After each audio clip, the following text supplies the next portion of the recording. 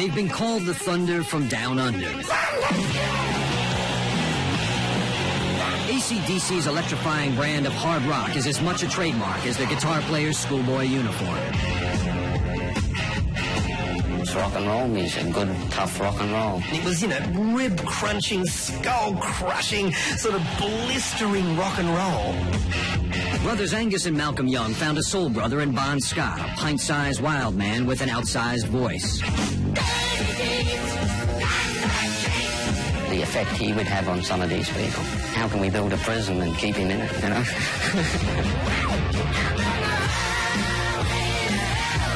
With Bon up front, AC/DC rode to rock stardom on a high-voltage highway to hell. We drank like it was no tomorrow. We woke up and drank again. I can't help thinking that maybe Bon had an inkling that he might have been going a little bit too close to the edge. The band reeled in the wake of their singer's sudden death. I called Bon's parents to let them know what had happened. Over the phone, yeah. Got a shock in my life. Devastated but determined, AC/DC buried and then replaced a legend. I was never brought in to replace Bon. I was brought in because Bon was there no more, except in spirit. AC/DC's musical tribute to their fallen frontman became one of the best-selling albums of all time. But the loss of Bon Scott would not be the band's only dance with death, as they found themselves linked to a serial killer. One of the pieces of evidence that was left behind was a hat bearing the letters AC/DC on it. Then a packed concert led to a crushing tragedy. And Malcolm was following in Bon's fatal footsteps. I was just physically and mentally screwed by the alcohol. But after 25 years of heartbreak and headbanging, AC/DC continued to rock. Well, they used to say, "Lock up your daughters," when we came around. Now they're saying, "Lock up your mothers."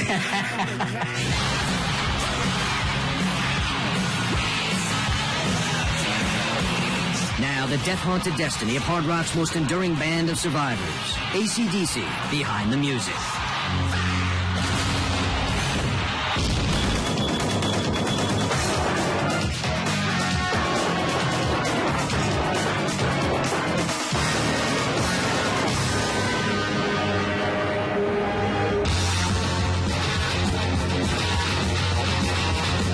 In 1979, lightning finally struck AC/DC.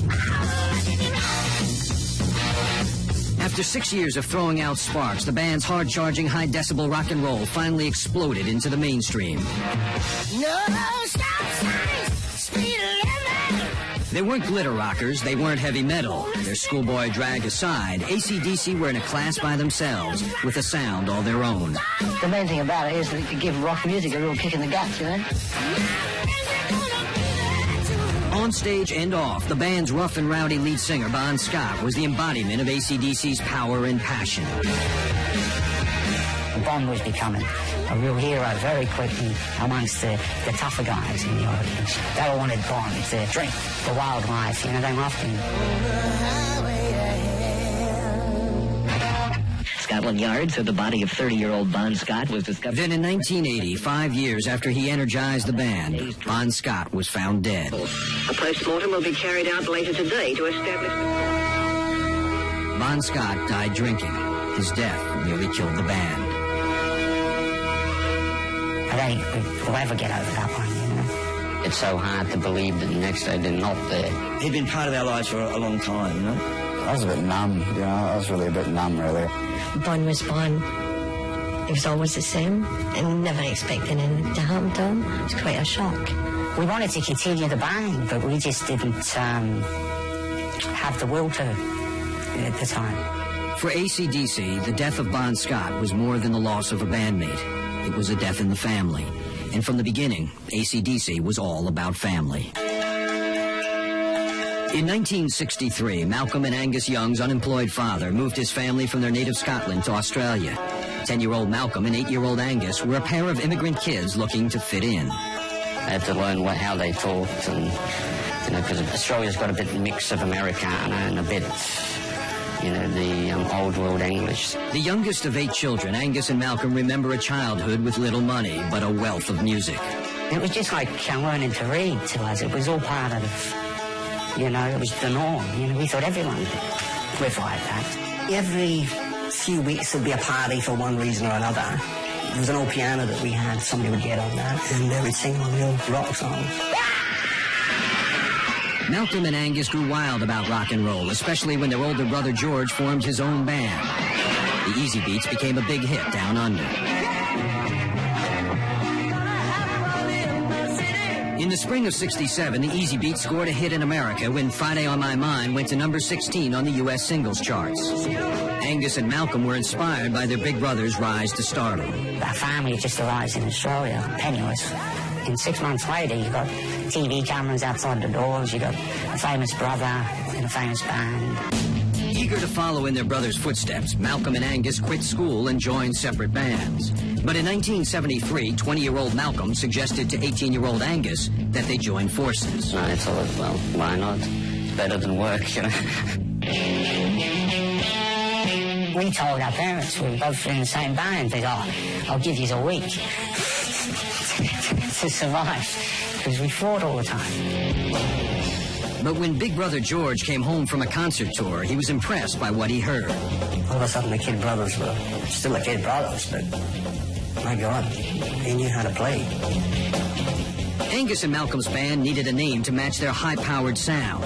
Their sister Margaret's sewing machine triggered a flash of inspiration. Well, her sewing machine, it had AC/DC on the back of it. And we were tossing around names for weeks, and she just said it one night, and everyone went, that's good. To the brothers, AC/DC implied power and energy, but a local cab driver let them know that AC/DC had an alternate meaning.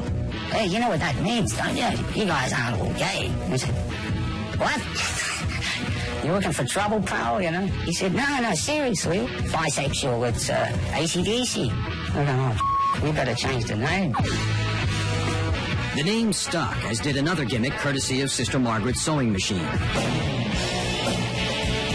She said to Angus, you know, Angus, you're still more like a schoolboy. You know, you wear a schoolboy uniform. I think she said it jokingly, but the next thing, she was stitching up school suits for him. It's a fun thing. You know, I says, you can go as a schoolboy, then you can graduate and come back out in the jeans. George, my other brother, he used to try and butter me up. He said, you'll be rich very quick. And of course, you know, at first I believed him, so I thought I better earn my keep, you know. In 1974, brother George and fellow Easy Beats band member Harry Vanda were producing records for a small Australian label. They decided to record AC/DC. There was no sort of, do they have it or don't they have it? It was obvious that they had something. AC/DC's first single was released in July of '74. The record was a regional hit and led to a small local tour. But the brothers Young weren't happy with their lead singer, Dave Evans. You know, he'd go on with his makeup and maybe even blow him kisses. We just grew not to like it. Malcolm and Angus were looking for a new frontman when in the summer of '74, their future drove up in the person of Ronald Bon Scott. He was kind of weird. He pulled up in his old beat-up 50s car, you know. You could barely see. You just saw this sort of maniac head and this, you know, this crazy guy coming flying down the road.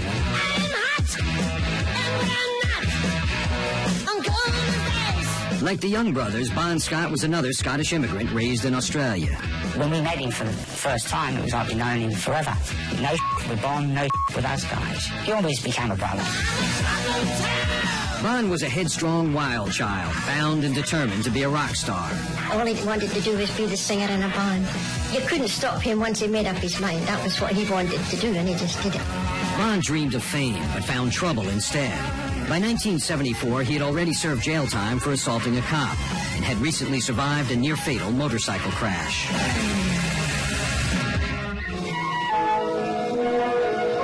Bon had already burned out in local bands like the Valentines and Fraternity. To Malcolm and Angus, Bon looked and sounded like a perfect fit for AC/DC. We knew Bon could sing rock and roll. And from that point, we kept pestering him. You know, we'd like to come and sing. We just said, do you want to join? Without even playing with the guy. That's how confident we were that he was going to work with us. Angus and Malcolm had no doubts about hiring Bon Scott to front AC/DC. 2 weeks later, we show up and we go, George, we've got a new singer. And he goes, what? Big brother George felt his little brothers had lost their minds. And Bon had a knee ring with a shark's jaw, I think, hanging off. It was about this big. Lost a couple of teeth from growing, covered with tattoos. He looked like he'd been around the block more than a few times. You know what I mean? George was like, there's your man, no doubt. He says, that's reshaped the whole thing. You're a real rock and roll band now.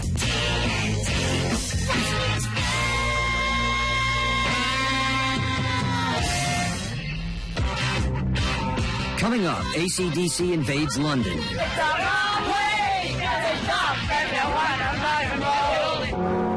And later, death comes calling. Angus called me, and I was just totally stunned. When Behind the Music continues. By 1974, 21-year-old Malcolm Young and his 19-year-old brother Angus had formed a band and found a frontman. 28-year-old Bon Scott was a perfect fit for AC/DC, a hard-rocking, hard-living dynamo. His first appearance with the band was an omen of hell-raising to come. The first gig, you know, he's got a bottle of bourbon, and he just juices it all, you know. And then he's got the drugs and everything coming in. And I said to Malcolm, he'll be lucky if he can walk, let alone sing, you know. Bon Scott's behavior may have been shocking, but his performance was electric. And we heard his voice proper then, and thought, geez, that guy's got some voice. He can scream, got great melody, he's got great feel.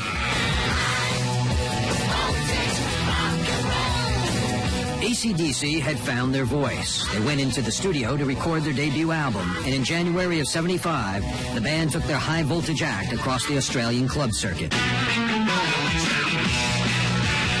They were the Aussie bloke's idea of a good time. It was just hard and down and fast and mean. Rib-crunching, skull-crushing, sort of blistering rock and roll. And you know they weren't going to slip in a ballad on you.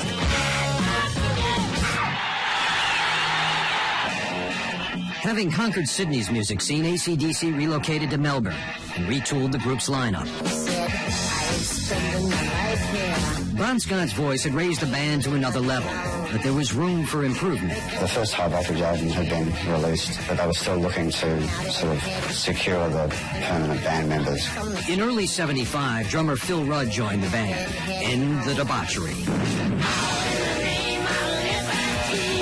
We were living in this house for 6 months. Still the best days of our lives.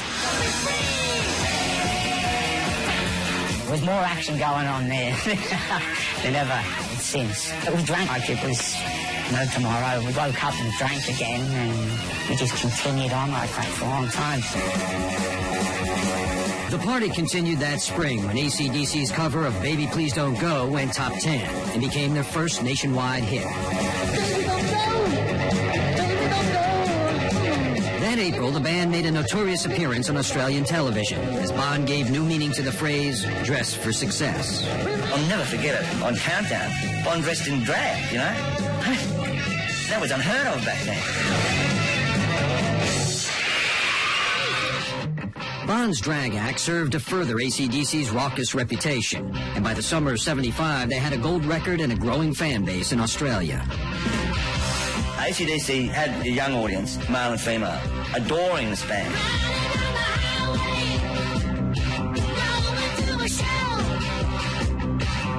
But as AC/DC's second album went to number 2 in Australia, the band had no intention of remaining local heroes.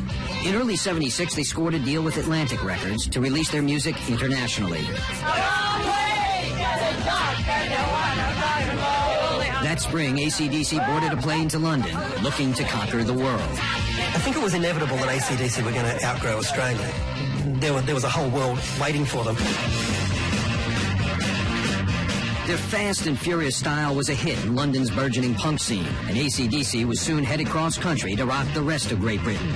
Their reputation as the rude and rowdy band from Australia preceded them. I think they thought I was some sort of male stripper at some point. think I played one night in Marquee Nude. I didn't know that, you know, what, they arrest people for that? I didn't know.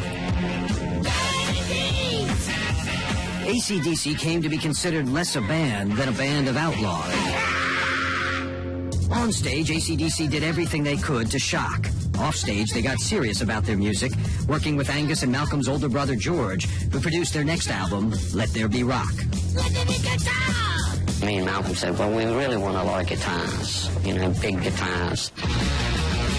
Released in the summer of '77, Let There Be Rock blasted onto the U.S. charts. AC/DC were on the verge of becoming an international hard rock phenomenon.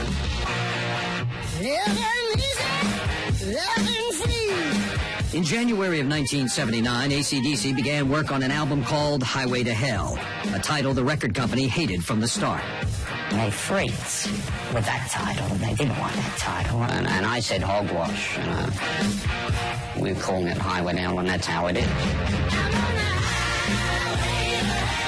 When Highway to Hell hit record stores that summer, its title spawned rumors that the wild men of AC/DC were devil worshippers. But to AC/DC, Highway to Hell was a tribute to the hard life of a touring rock and roll band. If you'd have been on the road with us for those years up to that point, you would have known exactly what we were talking about. After 6 hard years on the road and in the studio, AC/DC's grit and determination were finally paying off. Bon Scott was enjoying the high times. Only for Bon, the high times were even higher. When we go back to the hotel, we say, oh, Bon, you know, it's 3 in the morning, you know, we've got to crash, we've got to go. And you go, oh, just one more drink. And we'd wake up in the morning, Bon, wake up, oh. Then you get back on his drink. Oh, where were we?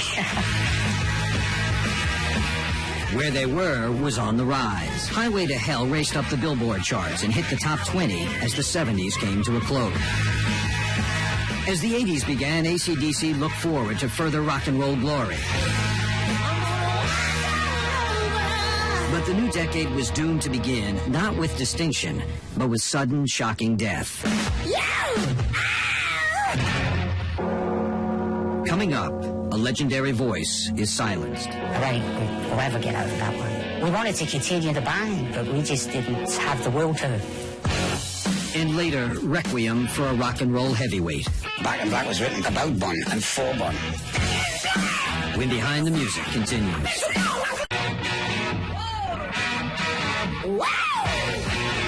After 7 years and thousands of gigs, from the pubs of Australia to the stadiums of the world, AC/DC rode Highway to Hell to international success in the summer of 1979. As the year drew to a close, the decade ahead promised more gold records and good fortune. Are you rich, though? I mean, are you making the bread? Yes. I just bought Big Ben. But the band's exhausting workload and equally intense appetite for drugs and alcohol were taking their inevitable toll. We've been working non-stop since the band started. Just going to have a break occasionally. Frontman Bon Scott led the partying as well.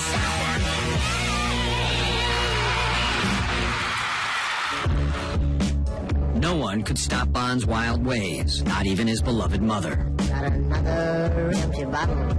He didn't tell Ron what to do. I never went too far. I just said I didn't like him drinking, but when you get to that stage, they don't listen to you. Under pressure to record a follow-up to Highway to Hell, AC/DC returned to London in January of 1980. Malcolm and Angus Young invited Bon to the studio, eager to play him the new music for their next album. They were fantastic. You know, he's looking after himself. And yeah, his teeth were all fixed. Got myself a one-way ticket. And he said, you know, we're just about ready for you, Bon. You know, so maybe next week sometime, you know. And of course, it never happened, you know. Bon would never put lyrics to the music Malcolm and Angus had written. On Tuesday night, February 19th, 1980, Bon Scott went out drinking in London with a friend. He went out just for a drink, for relaxation, you know, maybe to clear the head, you know, and then look forward to getting into his writing, come up with some ideas, you know. He had it all in front of him. On that cold night, Bon Scott was only 33 years old, but his time was running out. After a night of heavy drinking, Bon ended the evening alone, passed out in a car parked outside his friend's house. In the morning, he was found dead. From what I still can gather, he had fallen asleep, you know, in a car and more or less, you know, asphyxiated, you know. He choked through the night, the position he was sleeping in, you know. During the night, Bon had apparently vomited in his sleep and choked to death. Angus was the first band member to get the sad news. I had called the guy that was managing us, and he told me, you know, that it was true that he had died, so. Angus called me. I was just totally stunned. You can't explain a death and how it affects you, you know. Everything just is numb. It's as simple as that. Wondered, you know, just, what do you do?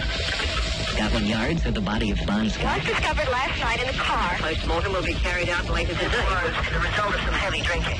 Within hours, everyone in the band knew the awful truth, and the media were already flashing the news of Bon's death. Malcolm took it upon himself to notify Bon's family in Australia before the tabloid reporters got to them first. Someone had to tell them, you know, and it's better coming from one of the band than from a newspaper. Over the phone. Yeah, got a shock of my life. Because I thought it was him on the end of the phone. Because I just screamed. Yeah. Most difficult thing I've ever had to do. God knows how they felt. I hope I never have to do anything like that again. The band pulled together and refused all interviews, while Bon's death was sensationalized in the tabloid press. Especially in Britain, they made it a bit of a joke almost, you know, and we've never forgiven them for that. All we were concerned about, mainly at that time, was Bon's parents. They're really nice people. They don't need it. A lot of the stories are, not very good reading sometimes, you know. I just had to skip over the bad bits. As the grim news swirled around them, Bon's friends and bandmates dealt with the pain of a crushing blow. I mean, that was Bon's life. I mean, you know, even though he was this sweet, lovely guy, he did drink a lot. He did sort of live the rock and roll lifestyle to its absolute extreme. But, gee, you know, Bon had been drunk before. I mean, Bon shouldn't have died. It was a loss to us of this incredible character that all of us had embraced, and he'd embraced us all. Work on AC/DC's new album was suspended, and Malcolm and Angus flew home to Australia to lend support to Bon's parents and mourn the loss of a man who had become brother to them. When you're younger, you don't really think that something like death is going to touch you. You know, I'd never really had that, you know, a tragedy that close, you know. And especially someone like Bon. It was just one of those things where, you know, one day somebody's there and it's so hard to believe that the next day they're not there. On March 1st, 1980, Bon Scott was buried in Fremantle, the town where he was raised. And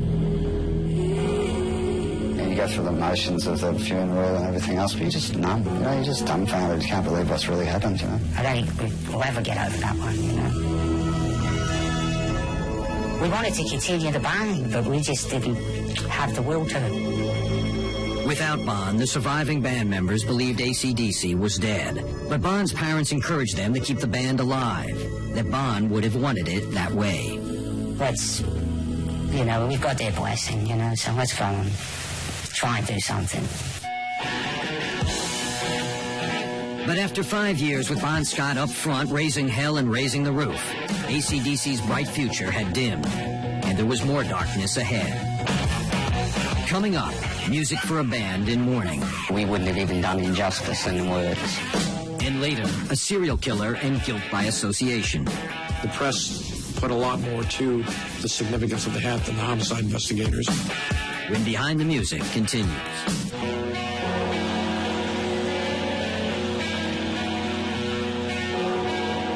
In 1980, AC/DC was reeling from the loss of their friend and frontman, lead singer Bon Scott.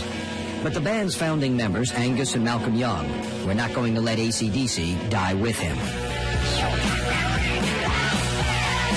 Malcolm and Angus decided that we should just steam on. And we all agreed that the last person that would want to see it fold would be Bon. Finding a lead singer to replace Bon Scott was a daunting task. Bon's powerhouse voice and unabashed showmanship had been central to AC/DC's success. Their search led them to Brian Johnson. I saw them on television, a program called Rock Goes to College. They are, of course, AC/DC. They're just about to start a tour. I was just transfixed with Angus and Bon. And these two guys up the front were two of the greatest characters I think I'd ever seen, you know, especially Angus, you know, with his antics. And I was hooked. Brian auditioned for a band that was feeling mixed emotions about replacing a friend they had buried only a month earlier. There would never be another Bon. But Brian walked in one day for an audition. We just felt really comfortable with him, and again, he could sing his balls out. AC/DC hired Brian in April of 1980 and got down to the task of making their first album without Bon Scott. The music of the album, its title, and its cover were all dedicated to Bon's memory. We wanted it just a simple black cover. We wouldn't have even done him justice in words. Also, even, you know, with the bell in the beginning, the Hell's Bells, was our own little tributes. We were determined to make a good album, you know, to make the thing work, not to prove ourselves, but to show that we could still get the unit cranking. I was still thinking about Bon. You know, I remember Brian remarked a couple of times that how it was kind of eerie for him. During the emotional sessions for Back in Black, Brian Johnson stepped up to the microphone and into Bon Scott's shoes. I remember just going up there and just crossing my fingers and just belting my lungs out as high and as hard as I could with as much feeling as I could. I mean, I wanted to impress these guys. As Brian and the band prepared for the upcoming Back in Black tour, there was apprehension about how their new lead singer would be accepted by the fans. It was the first time ever I'd be singing some of Bon's songs. Nerve-wracking it was real nerve-wracking. Brian was very worried, you know, at the time. But we thought, well, you just hang in there, Brian. You just do what you do best. The fans were still with AC/DC, and now there would be millions more of them. Released in the summer of 1980, Back in Black sold 16 million copies to become one of the 10 best-selling albums in rock and roll history. To come back that strong with a new vocalist is an absolutely remarkable feat for them to accomplish. She was a fast machine, she kept the motor clean. She was the best damn woman that I ever seen. AC/DC's musical memorial to Bon Scott hit the top 5 on 3 continents, and that fall, Back in Black spawned the band's first top 40 single. The album's phenomenal success proved an impossible act to follow. After Back in Black, it was so huge. The world was waiting for this, you know, for this follow-up. And I just don't think you can do it. It's starting on the day. It's kind of fall down sometime, you know. I mean...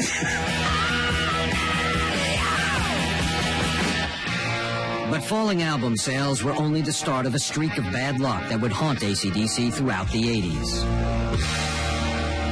In the spring of 1985, AC/DC became linked to the investigation of a murder case in California. Upon investigating that murder, one of the pieces of evidence that was left behind was they had bearing the letters AC/DC on it. In an attempt to track down the infamous killer known as the Night Stalker, homicide detective Gil Carrillo released a picture of the hat to the press. What the significance was trying to get attention through the media to see if anybody knew somebody that wore an AC/DC hat that might call it. Sheriff Sergeant Martinez help you? The county was held in terror. They were full of fear.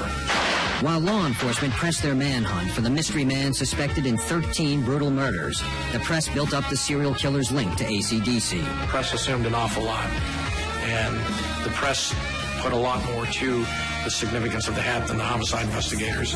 On August 31st, the Night Stalker was finally arrested. The press reported that Richard Ramirez, a confessed Satanist, was inspired by AC/DC. I thought it was a joke at first. And we just thought, this is crazy. I mean, why are we connected anyway? Reporters analyzed the lyrics to the AC/DC song Night Prowler for connections to the Night Stalker. That song is not called Night Stalker, it's called Night Prowler. And it's about things you used to do when you were a kid, like sneak in at your girlfriend's bedroom window when their parents were asleep. It just sickens you, you know? It sickens you to have anything to do with that kind of thing, even if your name's mentioned and you've got nothing to do with it. The media frenzy surrounding the Ramirez case horrified the band. As the press played up the satanic angle, it was suggested that AC/DC's name stood for Antichrist, Devil's Children. It's been called everything since, you know, AC/DC, the meaning of the letters, you know. No matter you tell them the sewing machine story and everything, they still think, no, there's more to this. And I don't know why they zeroed in on us. I could never see the connection myself.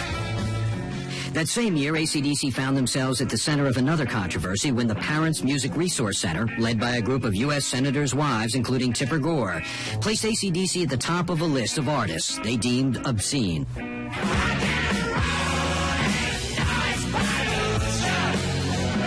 The attacks on AC/DC continued through the mid-'80s, but the band ignored their critics and focused their energy on a string of gold records and one concert tour after another. As long as we got clubs to play, we could all, you know, if we could play all around the world in clubs, Ed, what a life. So we were never, you know, felt defeated. Still, the years since Bon Scott's death had taken a toll on Malcolm. His drinking had steadily increased, and in April of '88, he finally bottomed out. My drinking overtook, you know, my whole thing. You know, I felt like almost Dr. Jekyll, Mr. Hyde, you know. On stage, Malcolm tried to keep it together, but off stage, he was unraveling. In the middle of the band's Blow Up Your Video tour, Malcolm realized he couldn't take it anymore. So I had a talk with Angus, and he said, how would you feel if I could at least take a break? I think he was worried about me, that he'd be disappointing me. But he turned and he said, look, I'm gonna, you know, I'll have to stop, you know, because if I continue, he felt he'd become a casualty, you know. And he was a big enough man to turn around and say, you know, I can't cope with this. So I was letting people down. I was making people get worried about me. I wasn't brain dead, but I was just physically and mentally screwed by the alcohol. The brothers recruited their nephew Stevie to play for Malcolm while he fought to get sober. In time, with the help of Alcoholics Anonymous, Malcolm was able to put down the bottle and pick up the guitar. That did it. That got me right. It put me on track, you know, it woke me right up. God knows what he went through. But whatever it was, he fixed himself better than ever, you know. A re-energized Malcolm joined the sessions for AC/DC's 14th album in 1989. Razor's Edge would slash its way to the second spot on the U.S. album charts and sell over 3 million copies. Once again, AC/DC was back.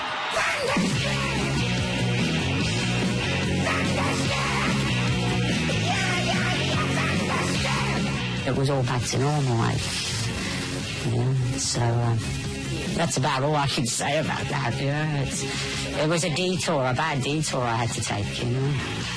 And so I never go that way again. Malcolm had saved his own life, but death had not yet finished haunting AC/DC.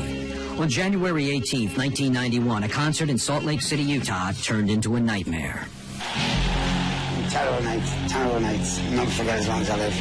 The concert had barely begun when tragedy struck. Seating was not reserved, so that night, as the doors opened, 13,000 eager fans rushed forward to claim seats near the front of the stage. 3 fans were trampled to death in the stampede. At the time, AC/DC didn't know the full story. And I went, well, there's one dead, and that was it. I just sat there and tears. Angus was just beside himself. I could see he was welling up. Mal had tried to hold it together as best he could. The band wanted to stop the show, but were advised to play on to avoid further chaos. When they later learned that 3 fans had been crushed to death, they were heartbroken. The event was so painful that to this day, Malcolm will not talk about it. I think what hurt most is the next day in the newspapers, they were saying band played on where kids died about them and had a photograph of me with a smile on my face. It was just journalistic opportunity that just went beyond the bounds of decency. You know, I was just so angry and hurt. To make matters worse, the band faced lawsuits claiming that they were responsible for the fatalities. The lawsuits were coming flying at us from every angle. It was a feeding frenzy, really. Well, I think at the end of the day, it's your name on the ticket, you know, and it's your name that they see. By spring of '91, the court dismissed AC/DC from a wrongful death lawsuit brought by the father of one of the 3 teenagers killed in Salt Lake City. For AC/DC, the 1990s, like the 80s, had begun on a dismal note. Hopefully, their luck would change in the decade to come. Coming up, AC/DC attacks the new millennium. It's 100%, you know, there's no screwing around, especially with AC/DC. I was born with a stiff upper lip. When Behind the Music continues. After a tragic concert in Salt Lake City in January of 1991, AC/DC was hoping for a fresh start in the new decade and a chance to put their often painful past behind them. In September of '91, Russian President Boris Yeltsin invited AC/DC to headline a free concert for young Russians who had helped to block a communist coup. When we arrived in Moscow, getting off the plane, there was just so many people. It was like they just stopped work. It was supposed to be initially in Red Square, and I think they gauged with the reaction they were getting from people arriving, or however they were gauging how many people they were going to get. They moved it, and it ended up in an airstrip on the suburbs of Moscow. It was phenomenal. On the night of September 28, 1991, over 1 million Russians rocked with AC/DC at a former Soviet air base. That was a great gig. I remember walking on there and just, my heart was beating. You know, I mean, it was just forever. The band left Moscow with a renewed sense of optimism. For AC/DC, it had been a long, hard highway to hell from Australia to Russia. 17 years of heartbreak and hit records. In the year 2000, AC/DC released their 17th album, Stiff Upper Lip. I was born with a stiff upper lip. The best fun I've ever had in the studio. The best fun I've ever had. And I mean, I think it's gone right back to our roots and the blues and rock and roll, early rock and roll. It's just a boogie record. You can just bop to it. It's fabulous. It's a killer album. It was a very easy to record album in as much as Malcolm and Angus had everything ready to go. So we basically just had to come along and perform as best we could. Really pleased with it. Angus and Malcolm Young are still the heart and soul of the band they've led and loved for more than a quarter of a century.